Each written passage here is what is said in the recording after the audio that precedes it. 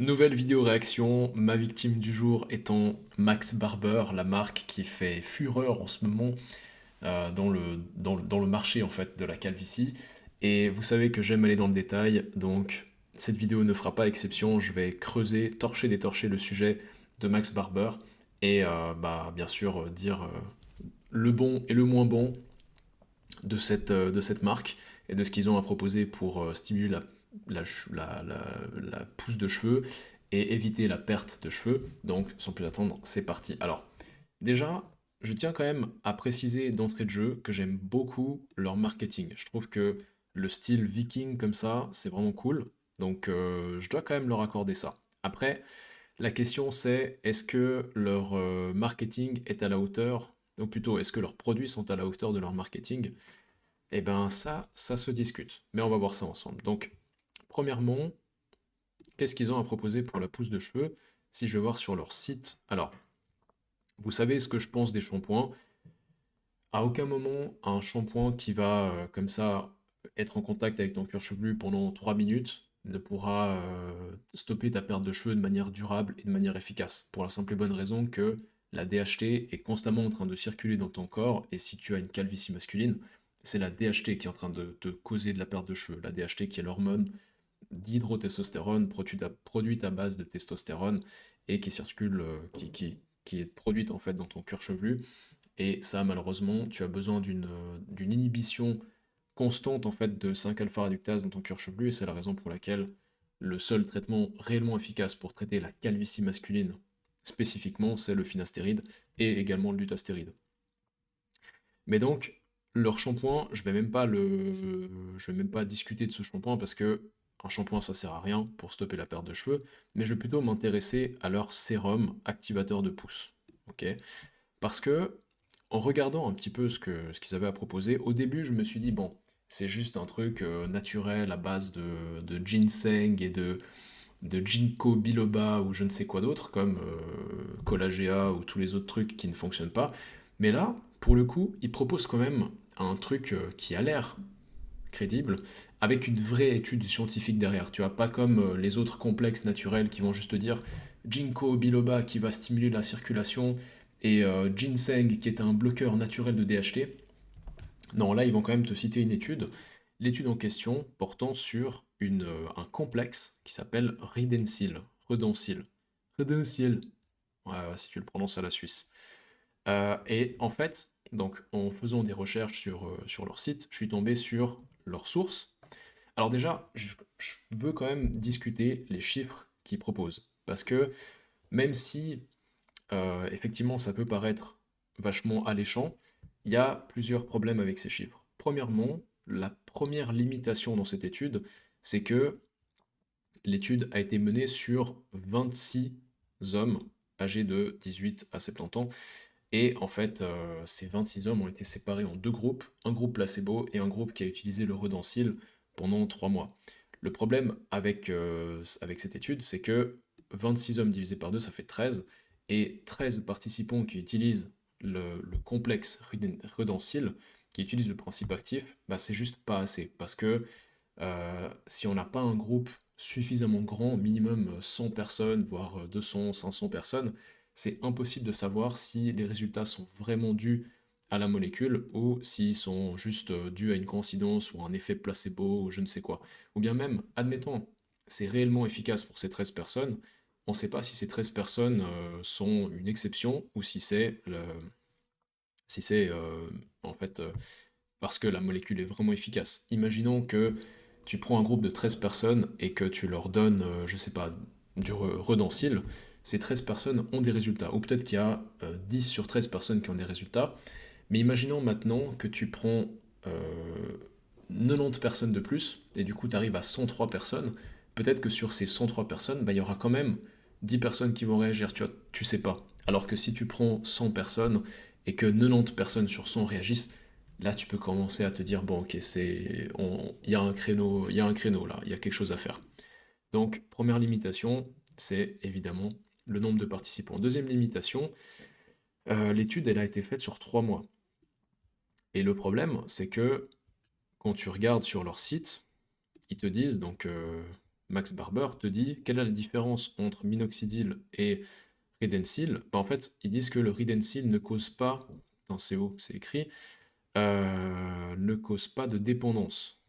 Ah voilà, chute de rebond à l'arrêt. Chute de rebond, ça veut rien dire, hein. Alors effectivement, le minoxidil, quand tu arrêtes, tu as une chute qui est précipitée parce que justement, le minoxidil va causer une synchronisation de tes bulbes. Donc lorsque tu arrêtes le minoxidil, tous les bulbes qui poussent par l'influence du minoxidil vont tomber, et puis ensuite, enfin les bulbes, les cheveux accrochés aux bulbes, tu perds pas tes bulbes en arrêtant le minoxidil. Et puis ensuite, comme ça, le cycle normal du bulbe va se refaire après avoir arrêté le minoxidil lorsque le cuir chevelu n'est plus impacté par le minoxidil, et donc la pousse va redevenir normale, ce qui fait que, en fait, quand tu arrêtes le minoxidil, tu vas avoir une perte qui va être accrue, et ensuite ça va remonter légèrement, et puis ensuite tes cheveux, au bout de 3 à 6 mois d'arrêt de minoxidil, seront exactement comme ils l'auraient été si tu n'avais jamais pris de minoxidil. Ils vont pas être pires, tu vois ce que je veux dire? Donc ça, c'est une idée reçue à démentir absolument. Et je sais plus où est-ce que... Bon, je trouve plus l'endroit où c'était écrit, euh, mais en gros, j'avais vu qu'il prétendait que ça ne causait pas de dépendance. Sauf que comment est-ce que tu peux savoir que ça ne cause pas de dépendance si la seule étude clinique que tu as à disposition, c'est une étude qui a été faite sur 3 mois, sur le Redensil, tu vois? Et en plus de ça, 3 mois, c'est pas du tout suffisant pour déterminer l'efficacité d'un traitement anti-calvitie, en sachant que normalement, le cycle capillaire est beaucoup plus long que ça.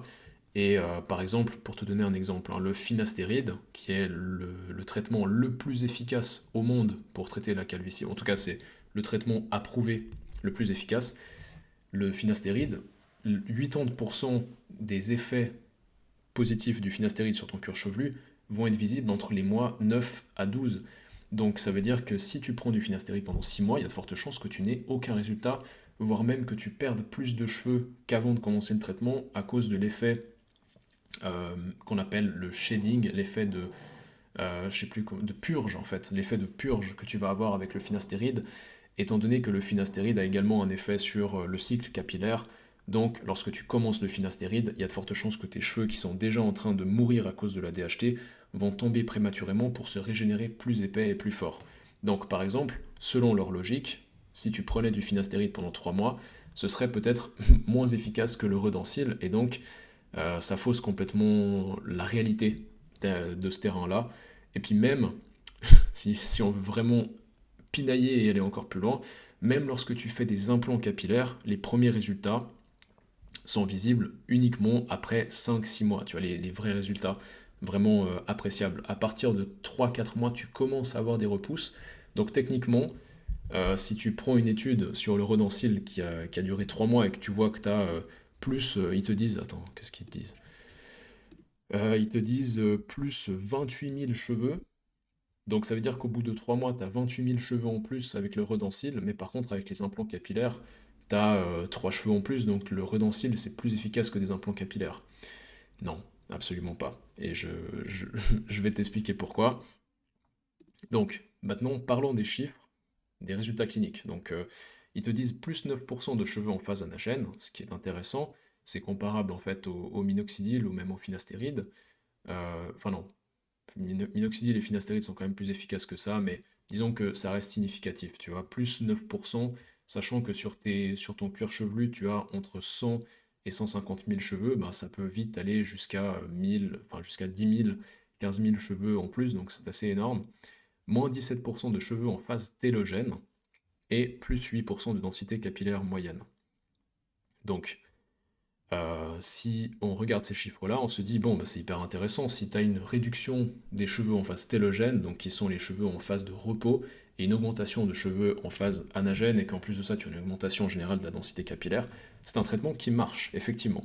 Maintenant, la grosse limitation là-dedans, et j'ai galéré à trouver l'étude, en fait, j'ai même pas vraiment trouvé l'article scientifique, parce que je pense qu'il doit pas y en avoir, mais par contre, j'ai trouvé une fiche comment on appelle ça, une fiche pharmacocinétique en fait du Redensil.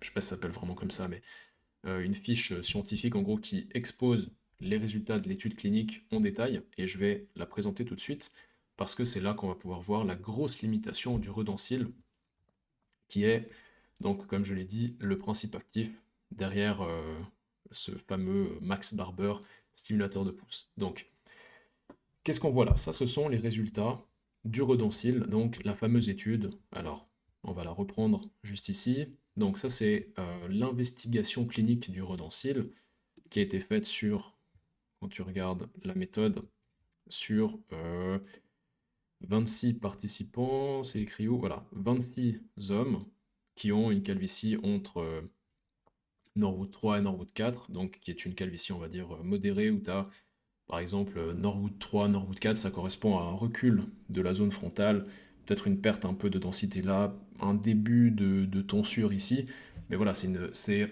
un stade qu'on va dire, qu'on va considérer comme rattrapable, surtout avec les traitements conditionnels du genre finastéride et minoxidil. Et donc, qu'est-ce qui se passe lorsqu'on regarde les résultats de l'étude? On voit que, donc on a une comparaison, ça c'est le groupe placebo, et ça c'est le groupe Redensil, ok? Ça, c'est le pourcentage de cheveux en phase anagène, donc qui correspond à ce qu'on te dit là. Non, ça, c'est pas le bon truc. Ce qui correspond ici, voilà, plus 9% de cheveux en phase anagène, et on voit ici effectivement plus 8,9%, mais bon, on va dire que c'est bon, hein, faut bien grossir les traits. Et puis là, pareil, pourcentage de cheveux en phase télogène, moins 16,5%, et on a le tableau comparatif ici du groupe placebo versus groupe Redensil. Alors, moi, ce qui me dérange beaucoup dans la présentation en fait sur le site Max Barber, c'est qu'il te parle en fait, des résultats globaux, si tu veux, de l'augmentation, par exemple, du pourcentage de cheveux en phase anagène, mais ils ne font pas la comparaison avec le groupe placebo. Donc, je vais la faire pour eux. Voyons maintenant, en comparaison avec le groupe placebo, quelle est la réelle augmentation significative de densité avec le Redensil versus placebo. Parce que c'est ça qui compte, tu vois. En comparaison avec le groupe placebo, tu vois ici que donc pour le groupe placebo, on a une augmentation du pourcentage de cheveux en phase anagène de 7,4% versus 8,9% pour le groupe Redensil. Donc ça veut dire quoi? Ça veut dire que alors que le groupe Redensil a eu une augmentation de 9% de cheveux en phase anagène, qui est la phase de pousse des cheveux, le groupe placebo, lui, a eu 7,5% d'augmentation du pourcentage de cheveux en phase anagène. Donc la différence, la réelle différence, elle est de 1,5%. Ça veut dire que si tu appliques sur ton cuir chevelu euh, de l'huile de moutarde et que tu crois que ça va avoir un effet, que tu crois que c'est du Redensil, ben en fait tu vas avoir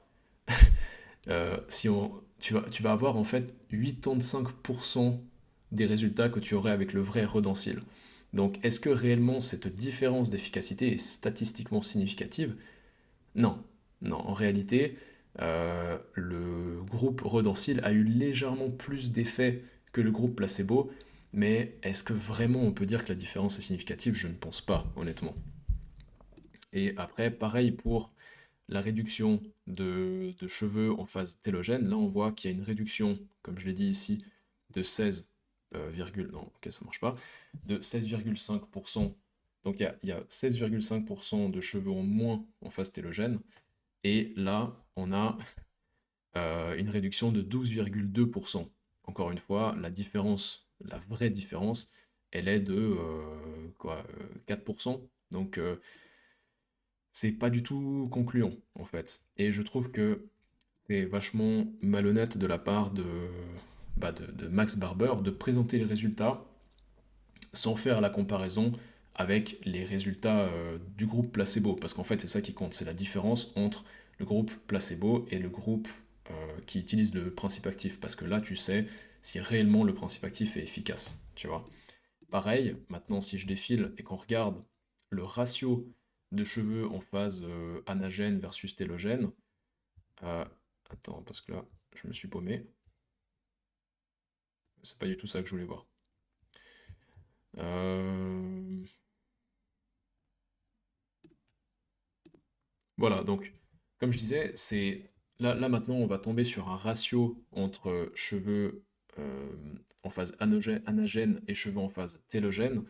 Et à prime abord, d'après ce que l'article nous dit, le Redensil augmente le ratio de densité euh, entre cheveux en phase anagène et cheveux en phase télogène après 3 mois. Donc le ratio a atteint 2,37. C'est un rapport en fait de proportionnalité par rapport au nombre, enfin par rapport au ratio qu'il y avait avant versus le ratio qu'il y a maintenant. Et alors que le placebo n'a montré aucune évolution passé les 1 mois. Et c'est ce qu'on voit ici sur le graphique. Après 1 mois, il y a eu une augmentation du ratio chez les placebos, et ensuite, du mois 1 au mois 3, il n'y a pas eu de différence. Et là, à prime abord, on pourrait se dire, ah mais alors, dans ce cas-là, ça veut peut-être dire que le Redensil est efficace. Sauf que, effectivement, quand tu regardes les pourcentages, tu vois que tu as une augmentation ici de 18,5% du ratio, alors que là, tu as une augmentation de 28,9%. Sauf que le rapport d'augmentation n'est pas différent, encore une fois. Là, tu as un rapport de 2, alors que là, tu as un rapport de 2,36. Et surtout, je trouve le point le plus malin, en fait, dans cette étude, c'est que quand tu regardes dans tous les stats, hein, dans tous les graphiques, tu remarques une chose qui est extrêmement importante, c'est que dans le groupe placebo, les, en- le nombre de cheveux en phase anagène était beaucoup plus bas que dans le groupe qui a été traité au Redensil. Pareil pour pareil pour la phase télogène, il y a plus de cheveux en phase télogène au début de l'étude chez le groupe placebo versus le groupe qui a pris du Redensil. Pareil quand tu vas par ici et que tu vois le ratio entre phase anagène et phase télogène, ceux qui étaient dans le groupe placebo avaient déjà de base un ratio plus bas que ceux qui étaient dans le groupe du Redensil. Donc en fait, même si tu as une augmentation qui est plus élevée dans le groupe Redensil, en fait, proportionnellement, l'augmentation n'est pas significative. Et c'est ce qu'on voit ici. Ça, c'est comment dire? Ça, c'est le ratio de progression, entre guillemets. Là, on voit qu'il est de 33. Là, on voit qu'il est de 29. Tu vois? Là, on voit qu'il est de 66. Là, on voit qu'il est de 70. Pareil pour ici, comme je l'ai dit, il est de 2. Là, il est de 2,36. Donc, effectivement, les nombres sont plus élevés dans le groupe Redensil, mais proportionnellement, l'augmentation de cheveux en phase anagène et la réduction de cheveux en phase télogène est exactement la même en proportion avec le nombre de cheveux qu'il y a au départ. Et ça, c'est extrêmement important parce que lorsque tu as une calvitie plus avancée, et ben forcément, si tu as moins de cheveux qui sont présents sur le cuir chevelu, ça veut dire que tu as moins de cheveux qui pourraient potentiellement être ravivés en termes de nombre pur, de valeur nominale, tu vois, nombre nominal de cheveux, mais en termes de proportion, c'est la même chose. C'est-à-dire que, par exemple, si tu prends quelqu'un qui est Norwood 2, tu vois, qui a encore beaucoup de cheveux, il va avoir une augmentation de densité, admettons avec le minoxidil, de, je dis n'importe quoi, 15%, tu vois. Ce même mec qui aurait attendu 3 ans, peut-être qu'il aurait été Norwood 4, et il aurait eu une augmentation de cheveux de 15% également, sauf que 15% de 150 000 et 15% de 80 000, et bien forcément que la valeur nominale d'augmentation de cheveux va être plus faible, tu vois. Mais ça ne veut pas dire que le minoxidil sera moins efficace pour une personne qui a une calvitie plus avancée. C'est juste que si proportionnellement le nombre de cheveux qui peut potentiellement raviver est plus faible, forcément que il pourra moins récupérer de cheveux. Le potentiel de récupération sera plus bas. Donc, honnêtement, ça m'étonnerait pas que le groupe qui a fait l'étude a fait exprès de mettre des personnes qui avaient une calvitie plus avancée dans le groupe placebo pour que les chiffres paraissent plus intéressants dans le groupe Redensil, alors qu'en fait l'efficacité est clairement la même entre le groupe placebo et le groupe Redensil. Et là maintenant tu te poses peut-être la question, mais comment c'est possible que le groupe placebo, donc qui n'a pris aucune molécule active, puisse avoir une aussi grande augmentation de la pousse des cheveux et une aussi grande amélioration de tous les marqueurs en fait de pousse de cheveux. C'est hyper bizarre. Et je me suis renseigné, j'ai essayé de voir à quelle période de l'année est-ce que l'étude avait été menée en fait. Et après m'être renseigné, je suis tombé sur une deuxième fiche technique de ce traitement, du Redensil, qui expose donc la période de l'année du test, qui est en automne. Et ensuite, je me suis renseigné un petit peu plus et j'ai vu qu'en réalité, en automne, c'est là où tu as cette fameuse, donc en général, hein, juste après l'été, donc en août, septembre, tu as ce qu'on appelle une phase de effluvium télogène, donc une perte de cheveux qui va être temporaire et qui va être due en fait à une chute de cheveux saisonnière, tu vois, souvent causée par la chaleur de l'été et puis l'impact du soleil sur les cheveux, tu as une perte de cheveux juste après l'été, tu vois. Donc, si tu fais une étude sur un produit qui stimule la pousse de cheveux juste après cette phase de chute, quand les cheveux sont déjà, quand il y a déjà une plus grande partie des cheveux qui sont tombés, et ben, quand tu testes une molécule et que tu vois une augmentation de cheveux, tu vas dire, ok, c'est dû à la molécule. Mais non, en fait, c'est juste dû au cycle naturel du cheveu qui a été impacté négativement juste après l'été et qui maintenant repousse naturellement. Et c'est la raison pour laquelle, même dans le groupe placebo, on a des résultats aussi incroyables qui ne sont du coup pas dus au traitement en lui-même, mais qui sont simplement dus en fait à la repousse suite à la chute de cheveux saisonnière. Waouh. Je veux pas me jeter des fleurs, les gars, mais je suis chaud quand même. Donc, en gros, est-ce que Max Barber est efficace? Je pense pas. Je pense pas. Et honnêtement, vu le prix, tu vois, 34 € pour 50 jours, en fait, le minoxidil coûte moins cher. Tu vois, moi, par exemple, mon minoxidil, pour 34 balles, j'en ai pour 6 mois de traitement. Là, t'en as pour 50 jours. Et le minoxidil est non seulement plus efficace, moins cher, beaucoup plus étudié, on a beaucoup plus de recul dessus, et surtout c'est un traitement qui est approuvé par la FDA, c'est quand même pas rien, c'est un traitement qui, on sait qu'il fonctionne, on a des dizaines voire des centaines d'études dessus, on sait comment il fonctionne, enfin on sait pas exactement comment il fonctionne, mais on sait qu'il fonctionne, c'est le principal, on sait que c'est extrêmement bien toléré, et honnêtement, j'ai pas envie de d'attaquer en fait Max Barber parce que je veux dire leur intention est, je pense, hein, bonne dans le sens où ils veulent aider les hommes à prendre soin d'eux, stimuler la pousse de leurs cheveux, c'est tout à leur honneur. Maintenant, ce que je comprends pas, c'est pourquoi ne pas juste mettre du minoxidil dans leur sérum de pousse et puis voilà le marketer comme ça avec un packaging de Viking et puis dire récupère ta crinière de Viking avec notre minoxidil amélioré avec des extraits de plantes, peu importe, tu vois.